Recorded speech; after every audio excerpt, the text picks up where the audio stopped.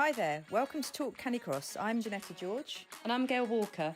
We're here today to talk all things Canicross, the fun way to get fit with your dog. So each month we'll be joined by a special guest or two. We'll hear from professionals, regular Canicrossers, and also dog and human experts in their field. It will be real people and real stories. So we hope you'll join us, whether it's for training tips, dog talk, or just for fun and encouragement. This is Talk Canicross, brought to you by DogFit. And don't forget to hit subscribe and keep in touch with all things Canicross. I'm very pleased to welcome Cat Batson onto our latest podcast. Cat's an experienced personal trainer as well as a DogFit trainer in the Henley area. And we asked her along today to talk specifically about strength and conditioning. Some of you may have heard of it also referred to as S&C. And also to talk to us about why all Canicrossers should consider including it in their weekly exercise programme. We're going to delve into the what, why and how of strength and conditioning and hopefully reassure you that it doesn't need to take up too much of your time and is something that every one of us can do and should do to complement our aerobic activity. So, Kat, it's great to see you. Thanks for joining us. Thanks for having me. Hello. Yeah, no, it's really good to have you on the show, and I'm really looking forward to learning loads and hearing about your experiences as well and what you can recommend for people. But before we get into the benefits of strength and conditioning, could you share a bit about your background and what you do in terms of helping people with their fitness and performance goals? Okay, well, I've been working as a personal trainer and own my own business for the last 15 years plus time. And so I work with a variety of people, everything from, what I would consider elite athletes to others that are, just everyday people wanting to improve their fitness. So I work on everything from 10Ks, marathons, triathlons, ultras, but also cycling, and then just people that want to know as they're getting older, how they maintain their strength and keep their balance and just progress their fitness into their aging years. Right. I know you've got a lot of experience and everyone hears about strength and conditioning, don't they? We all sort of know the term, but I always wonder how many people actually know what it means because there's quite a lot to it. So for those that don't know, would you mind just explaining what strength and conditioning means and why it's really important? Not just necessarily people as they're getting older, but really for everybody. Yeah, I mean, strength and conditioning, again, it's been around for a long time. It's looking at those muscles that are primary muscles that we use in running or cycling or like I said, just everyday use, but making sure that they're strong and supported. So not just your primary muscles, but they stabilize your muscles as well. So as you change planes, particularly if you're running and if you're going down, say, a ridgeway and it's quite rocky and it's quite hilly and you're trying to balance yourself at kind of hopping from side to side so that you don't just step on a rock and tumble, but it's your core that keeps you. So if you do step on a rock, your core keeps you upright. It's the being able to go from side to side. It's the stabilizer muscles that don't let those knees wobble. So all of those things that kind of come in together and support us in all of these activities that we do. But it's just making sure that you're working those particular muscles to keep yourself supported. It's basically a big support. Making sure. Yeah. Yeah, I mean, that's it. That's exactly it. As Canicrossers as well, obviously, we really do need to engage our core when we're running. We're wearing the Canicross belt, you're being pulled by the dog, you're trying to keep upright and in the right kind of running position. I mean, obviously, it's really important as just a runner, but I feel we have an added dimension because we have a dog pulling us along as well. So are there particular strength and conditioning exercises you would recommend for Canicrossers? Yeah, well, again, because you've got a dog that's pulling you and they've got such a low center of gravity, what I always say is focus on that core strength. The best way I can think of it, if your core is weak, imagine you've got a canoe on a lake, and that canoe on a lake has a big old barreled gun. So one of those, the old time, where you shoot the ball out of the cannon.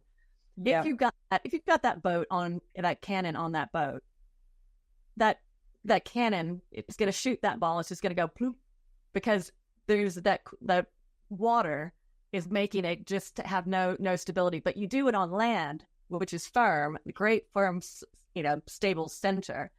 Then you shoot it, and it's going to go far. Yeah. So it's the same principle when you have a nice strong core. You're going to have much more power and speed with that strong core than you would if you were soft and squishy. Yeah. Well, Coco's especially interesting. For people listening to this podcast, Coco's just sort of half climbed on my lap, but I think she wants to hear how I can improve my core. So you're saying though that the core exercises is probably the best thing that they can be doing, if you're canicrossing. Yeah, so that's where I would start with the core. And then again, a little bit of upper body work, because as we're running up those hills, we're using our arms to pump us, to really, be able to keep up with our dogs, for one. Yeah. But then also, lunges and squats. We want to be able to make sure our glutes are supporting us and are powerful enough. And by glutes, I mean your bum. To make sure that it's nice and strong, because those are our biggest muscles, and those are the ones that should be doing all the work, not your quad, not the front of your legs, not the back of your legs, not your calves. Your bum should be doing a lot of that support, and which will help your knees and your legs to be able to power you through running quicker and stronger. And what about, because obviously it's trail running and Canicross, so are there any, you talked earlier about sort of trying to, the way you're running and trying to sort of balance yourself and everything. So are there exercises specifically for the ankles and, just to help with balance that people should be thinking about? That tends to, I kind of put that into what I would consider mobility exercises. And those mobility exercises, I tend to do in conjunction with the strength and conditioning. So things like, working ankle flexibility, working foot core, which is a term which is, your core work for your feet, because your feet are going to take a lot of beatings. And particularly if you've got a young, strong dog and you haven't gone down a hill before, you're going to find out very quickly just how much you use those feet when you're trying to brace yourself, or trying to fly and keep up with them. But doing those certain little foot core exercises, making sure your toes are strong, making sure your the bottom of your foot is strong, all of those things come into play when it comes to, your strength and conditioning.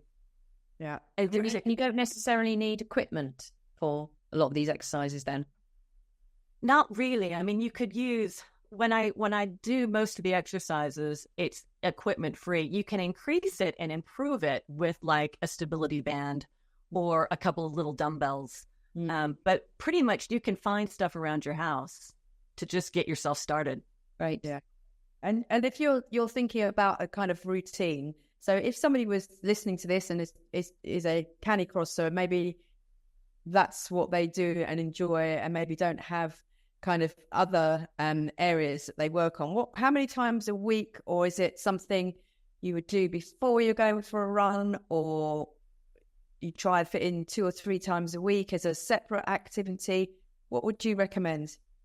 So I tend to be very focused in my training. So if I'm going to be going out for a run, I'm already sweaty. So I'm going to do my workout on top of that, or I'll start with my workout and then I'll go for my run. Yeah. But it tends to work out better if I go for my run first, because then I use that as my warm up. Yeah. And then everything is supple and ready to go when I start doing my strength training. Yeah. Then what I would say is a minimum for strength and conditioning of 3 days a week. But that being said, I would rather have somebody work out 2 days a week than 1 day a week. Yeah. And if something happens, I'd rather you work out 1 day a week rather than no days a week. So there's always the optimum 3 to 4 days a week. Yeah. But life happens and things go on. And then if you can only get 2 or 1 in that week, well, don't beat yourself up. Focus on the next week. And are you talking like 20 minutes, half an hour, or longer when you do these sessions? Ideally, I would go for 45 minutes. You're going to say that. Damn. Because, and in that 45, then you can add a little bit for your cool off and your cool down. But 45 minutes. But again, if all you can do is 20 minutes, make those 20 minutes count. Yeah. You know, something is better than nothing. Yeah. And the exercises that you were referring to earlier, you're going to put we've got a video, haven't we, that you've created for everyone. Yeah. Do you want to just explain what you put on there? I've created this great little video. And it's really simple exercises, but some of the core ones, again, if you're time limited, some of the core ones that I would make sure that I did in order to start my program and start getting me on track. And so stuff like squats, lunges, lateral lunges, single leg, a couple of single leg things, just because that when you're running, you're always on one leg. Yeah. So particularly if you've got, sometimes when you're running with a dog, that's powerful. You don't have any feet on the ground. So when you do have a foot on the ground, sure it's strong. Yeah. But so a lot of kind of stuff like that. And then again, it's working some ankle flexibility and some foot exercises to make sure that your feet can handle what you're about to do. Yeah. And these exercises you've put together on the video really for if you are time poor, these are the minimum ones you should at least do that are essentials, I suppose. Yeah. So what I like to think of it is if you start with the essentials and commit to doing those again, you know, ideally 3 times a week. Once you start to see the benefit after, you know, 3 to 4 weeks down the road, once you start to actually, you may not see it, but you'll feel it. Once you start to feel it, it's gonna help you to kind of go, ooh, I can invest a little bit more time. If this is going well, it might a little bit more might do me even better. Yeah. Yeah. Oh, I can't wait for this video. It's but what we'll do is we'll obviously put a link in the show notes as well. So that will link to a blog post, and we'll put that on there for people to find. One of the things that obviously people do think of with strength training, strength and conditioning is it going to make me bulky? Am I going to suddenly look like a weightlifter and I'm going to become really muscly? How does that work? I mean, all jokes aside, you would have to really commit to working out every day, you know, watching your food and doing heavy weights in order to get that look. You know, I work out all the time, and this is as good as it gets. Get out. You've probably got muscles from just holding the dogs back when that's it. Diane, on you. Those lats must be like pumping all the time. Yeah. good strong core. But yeah, I mean, it does not. I get that a lot. Particularly from women who worry about bulking up. And I always say when it comes to strength and conditioning, it's about, you know, low weights, high reps. So we're using low weights. We're using our own body weight. These are not things that are going to bulk you up. They are going to make you stronger. They're going to make you more powerful. But that's never a bad thing. Yeah. And what about age? Because obviously somebody who's in their 20s, in theory, can do a lot more, might be able to lift heavier weights than someone in their 50s or 60s. Is there any advice around that? Because somebody could be new to this, coming into it, haven't done strength and conditioning, and they're a bit older. You know, how do you normally approach that with your clients? Well, yeah, when you're in your 20s, you can get away with a lot more messes than life. But yeah, the older you get, the only thing I would say is you need more recovery time. You can still do the same, you know, the exercises, particularly again, when it comes to strength and conditioning, we're low weight, high reps, which again benefits an aging person, because you're not going to be straining yourself to be able to do these exercises, but it will strengthen you and make you stronger. So when you start doing those, you know, strength and conditioning, just make sure you give yourself time to recover. You know, particularly when it comes to, you know, even, you know, if you're out canicrossing, if you're, you know, getting older and you're finding, you know, my 1 weekend, you know, power run with the dogs is exhausting. It takes me a little bit longer to recover. Great. But if you're going to do running throughout the week, then just like anything else, give yourself more time to recover. Make those runs during the week easier to where they're conversational pace, so that it makes it so much easier for when you want to put out that speed, you want to be powerful, you save that energy for that time. And so with strength and conditioning, you need to let your muscles recover a little bit and give yourself that rest, and then, top it up with a nice protein drink afterwards. Yeah. That sounds. And in terms of if you're looking to lose some weight, you're kind of looking to tone up, is that going to help with that process as well? I mean, if obviously combined with a good nutritional diet, if you're suddenly exercising more, what benefits is the strength and conditioning going to bring? Yeah, so strength and conditioning is definitely, again, it's all about balance. If you're looking at what you're eating and you're maintaining that, the muscles are gonna be more tone. It's gonna shape you up better. But it can be, and I've seen this in a few people say, "Oh, well, I'm working out, I can have this," or "I'm working out, I can do this." It's not a cheat. That's how I get away with it. That's my philosophy.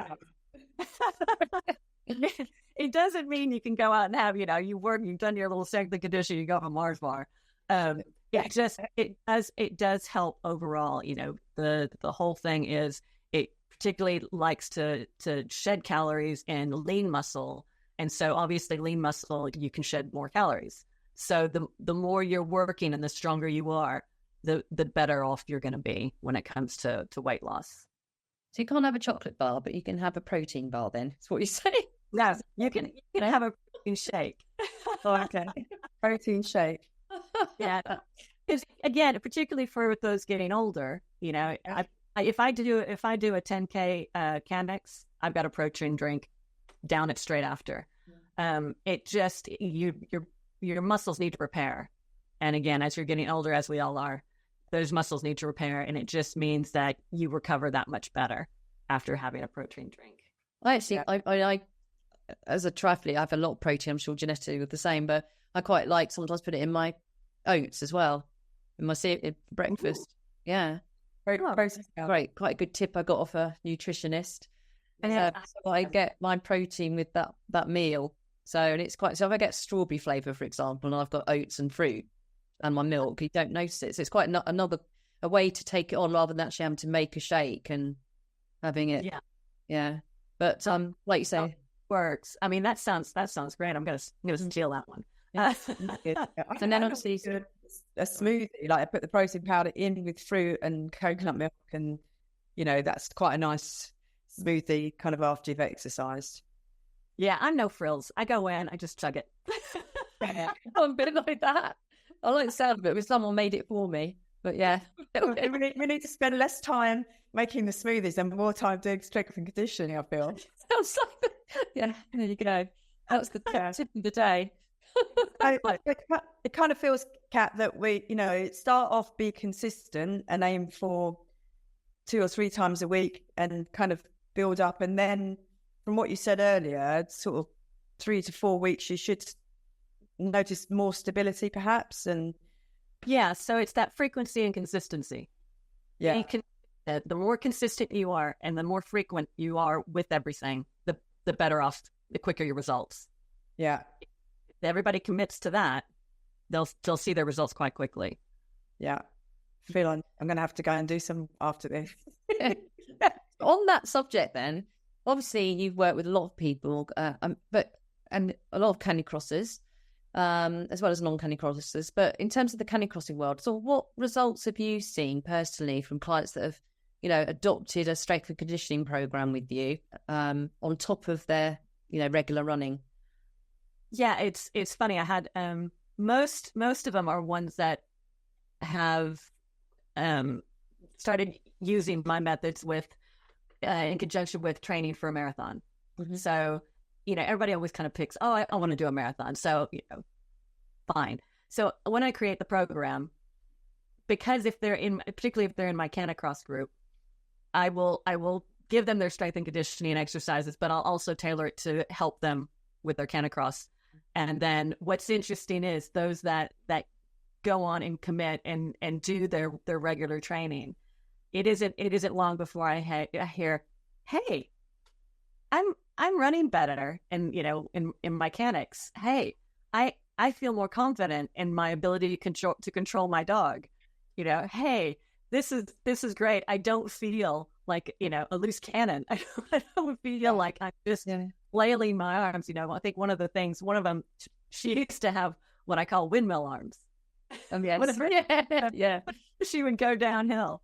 Yeah. And that she's like, I don't need my windmill arms, because she's got the core to be able to help her, and she's got the confidence to be able to run and keep up with the dog as it's running downhill. Yeah. So it's the strength and conditioning is, yes, of course, it's about your muscles and speed and power and endurance and all of those things, but it's also about your mind and how much, once you start to feel a little bit of confidence in yourself because you're working better and you're achieving things better, then my dog is investigating it. Then you start to feel so much better about what you're doing and what you're capable of doing. And so those I've got about 3 or 4 in the pack that have made that transition and made that leap to go, oh yeah, that actually does make me stronger. And now that whether or not they're training for their marathon and another one, they still keep up the strength and conditioning just so that they can continue to run as well as they have been. It sounds like everything has a knock-on effect. So obviously they're building their core, but then that's helped improve their running, the actual running style. And then that's led to confidence as well and their abilities. Yeah. So it all has a positive knock-on effect. Yeah, because it does. It's agility. It's you're more agile. Your mobility, you're able to, if you do go down, you're able to get up much quicker. There's that. Because in my group, if you go down, I've got my camera ready. And the amazing thing is some of those are getting really good at getting up quite quickly. Funny that. Yeah, we do that as well. But, it's lovely. And I know that you've, as one of our DogFit trainers, you've taken loads of people through the whole journey, and obviously bringing that added benefit of helping them with that whole side of being strong when they run and thinking about their body while they're running and how, that can improve. Is there any particular, obviously you've mentioned a couple of the clients have gone, but you've trained people in your classes up to quite long distances as well. And I know you've done quite a few events with some of your clients. Yeah, so we just finished a 10-mile Canicross at the weekend. And again, it's taking those, getting people confident to feel like, hey, I can do these longer distances. If my dog's happy to do it, why don't I give it a go? And it's instilling in them, this is doable. This is very much, something that can be done. But I try to get them to do a little bit of running aside from just with their dog, because you want to be able to build up that power. You want to be able to build up that strength. You don't always want to have to rely on your dog to do the work for you. You want to be able to help your dog. Your dog is a partner. It's a partnership when it comes to Canicross. You should be doing your end of the deal, and they're pulling you. So if you can get your side done and make sure that you're strong and agile so that you can handle things. Remember, your dog is a low center of gravity and can pull you like the clappers. It's making sure you've got that strength and that ability to be able to hold up, as your dog is emphasizing. With what she's 11 and she's still canicrossing. She's doing all her strength and conditioning. Well, and again, that's something that we should start looking into with the dogs and making sure doing their exercises. And the longest time he had his little Bosu at home that we would do the exercises with to make sure he was strong. Yeah, but like you said, pulling us is a bit of strength and conditioning for the dog, isn't it? So all things. So they've got to help us up a hill if they're inclined to do so. Like, not all dogs can be. Yeah, stop at the bottom of the hill. Go on, your turn. Yeah, exactly. But I guess like strength and conditioning is vital for everybody. And I think what's nice to hear from you, Kat, is that it doesn't matter if you do a little bit; it's better than nothing. But if you can, get up to 3 or 4 times a week and potentially do it you might do it after a run and fit it in then because you're already warmed up. And I guess it's just making it part of your routine, isn't it? Because it's sticking with it. When you've not got to stick with it to get results. But if you start to see the benefits in terms of how you feel and also how you're running, then, you know, that's the motivation to keep going. I mean, I take it you find when people once they're onto a program, that they don't ever, you know, they stick with it because of that reason. Yeah. You know, if you're actually seeing some results and you're actually feeling something, you're going to go, okay, I can keep up with this, or I can make a commitment to continue to do this. But what I find is, you know, just like you would anything, you know, if you're going to have a meeting with someone, you've got it in your diary. Well, my meeting is my workout. So I've got my workout diary. Good idea. And as soon as when that meeting comes up, I've got to be there for it. And that helps mentally, it helps me to say, right, this is the time for me to go and do my workout. I've got no excuse because it's in my diary. I don't have else I need to be doing because I have scheduled that time. So if that means I'm going to do a run and then a workout afterwards, sometimes, you know, again, if I only have a certain amount of time, I'll get my run in, and then whatever time I have is whatever time I have for the workout. But I will do as much of that workout as possible during that time. Yeah. I was feeling very inspired now. I'm going to work out tonight. I mean, it's been so interesting, and obviously we will put the video in our blog post and your contact details as well in our show notes. But just to finish off, is there any advice? I mean, we always ask our guests, you know, what advice would you give to somebody starting Canicross, and the reasons and obviously the benefit it brings, and also dovetailing that strength and conditioning in there as well? I always say, you know, when you're first starting out, start with your strength and conditioning. Get that solid, because it will only benefit you. And even to the point now where a lot of my newbies coming on, I've almost tailored it to say, right, you have to start, even though your dog can take you, you know, you can run 10K quite happily. I prefer you to start in my smaller run group, because these are people coming off injury. These are people, you know, or dogs coming off injury or whatever. But it gives you that time and space to work your commands, make sure you're doing that, but also so you can feel what it's like without having to go, I need to keep up with the people that are doing the longer run. But it's just get yourself started, get yourself, you know, going and just checking it out, because it's so much fun. That part will fuel you to go, okay, what can I do better? And what can I do better would be strength and conditioning. Start training yourself so that it's even more fun, because it is so much more fun when you're strong and you feel more capable to be able to handle your dog than just going, Yeah, you'll find a fact check. We've all been there. Yeah. I mean, you know, that's always good fun, because, you know, I run with new dogs all the time, and the number of times I'm going, it's so powerful. But if I didn't have my base layer of strength and conditioning, there's no way I'd be able to handle those. But it does make it so much more fun and enjoyable when you are just that little bit stronger and more, again, mentally prepared to undertake it. Brilliant. Fantastic. Well, loads of advice you've given us today, and I really appreciate it. And we're very excited to see the video. Me too. And I think that's going to be a great way to get people motivated to get started. So, Yeah. and I'm sure if anyone has any questions, we will invite people to ask questions. But it can be quite a minefield. But I think what you've done is beautifully explained exactly what it is, and that, you know, anyone can get involved, get started, and there's huge benefits to be had. So I think everyone should think about that and to complement their Canicross. So yeah, it's been really insightful. So thank you, Kat. Thanks for joining us, and Thanks for having me. Thank you. Yeah, thank you. And thanks from Coco as well. Yeah. Thanks, Coco. Bye. Thank you for listening to this episode of Talk Canicross. We really hope that you've enjoyed it. But don't forget to hit subscribe so we can keep you up to date and let you know when the next episode comes out. Happy canicrossing.